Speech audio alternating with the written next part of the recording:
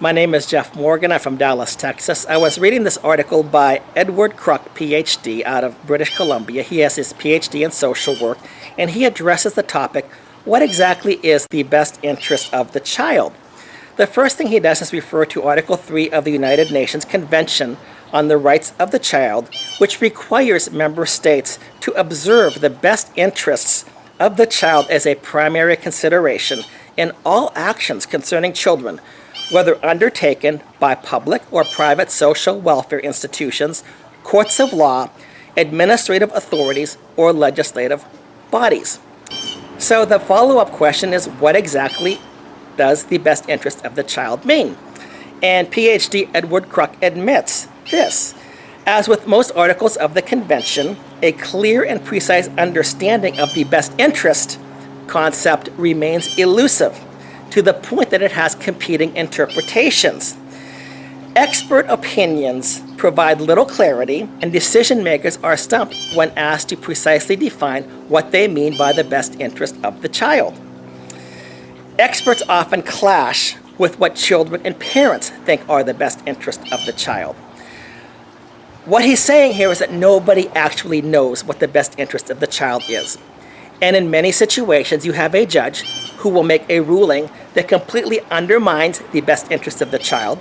You have attorneys advocating for laws in the state of Texas, for example, that completely go against the best interest of the child. You have legislators who hide behind the doctrine of the best interest of the child as they pass laws that actually help to work against the best interest of the child. Now, Edward Kruk says that the best interest of the child in a situation of divorce is to have shared parenting. The children need both parents. I'm going to take his best interest of the child definition one step further. The best interest of the child in almost every single situation is to be raised in an intact family with his or her natural mother and father who learn how to get along and hopefully who learn how to love each other. In other words, anytime divorce takes place, for the most part, you are acting contrary to the best interest of the child.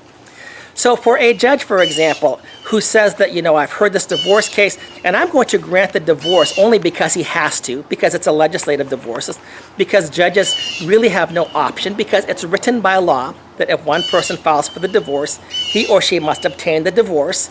The judge is going to pretend like he is judicially granting a divorce, and then he's going to make a determination on the child's best interest. Now, the judge, of course, is not a child psychologist. A judge, of course, is not a family therapist.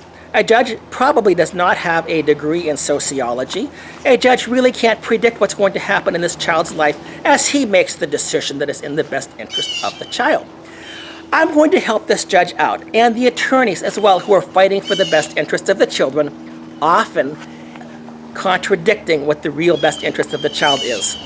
The best interest of the child in almost every situation is for a mother and father to stay together, to fix their marriage, and to raise their children in an intact family. If you use that as a definition, everything's clear. Everything other than that is opposed to the best interest of the child. But what about divorce? I will tell you, in almost every instance, divorce is acting contrary to the best interest of a child. When a man decides he wants to trade his wife in for a younger model, abandon his wife, and go after somebody else, he is not acting in the best interest of the child, period. When a woman says, I want to go and find somebody who maybe is a little bit smarter than my husband, or maybe who has some more money, she is not acting in the best interest of the child, period. If judges really want to act in the best interest of the child, they would no longer grant divorces. In fact, if legislators wanted to act in the best interest of the child, they would make divorce harder. They would repeal something like unilateral forced divorce, where one spouse can divorce another spouse for any reason, for no reason, for a made-up reason, and then the judge rules what he determines is the best interest of the child. The best interest of the child in almost every single situation is for the mother and father to stay together in the marriage, to work things out, to learn how to get along with each other, and hopefully to love each other. If you use the best interest of the child standard, you can get rid of a lot of bad laws. The interesting thing about the best interest of the child doctrine is that It came about because we had bad laws to begin with.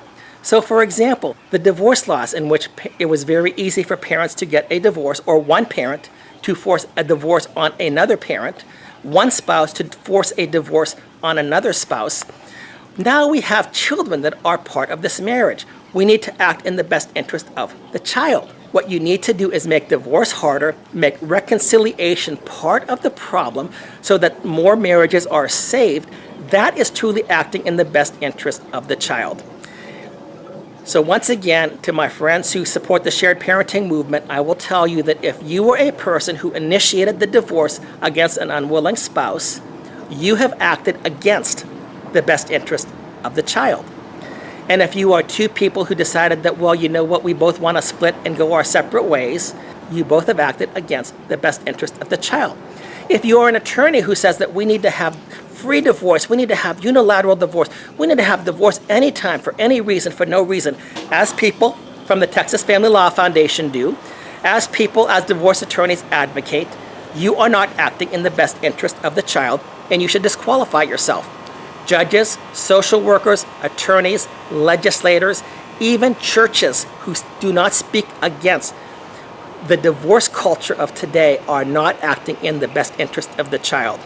There is one standard which we need to adopt when we talk about the best interest of the child. The best interest of the child in almost every situation is for the mother and father to work things out, to learn how to get along, to raise their children in an intact family, period. Shared parenting, I believe in shared parenting. I believe that both parents should be together in the same house and that children should be raised in an intact family, not in a 50-50 situation, but in a 100-100 situation. Both father and mother are present all the time, not a situation where a child is being yanked from one parent and then yanked to the other parent, or being forced to move from parent to parent, or judges saying, well, you know, she gets the child 75% of the time and he's a visitor, or vice versa. The best interest of the child in almost every single situation is for two parents to stay together, to work things out, to learn how to live together, and to raise their children in an intact family without violence, without infidelity, without cruelty. They learn how to stay together for the sake of the children. That alone is the best interest of the child. Thank you.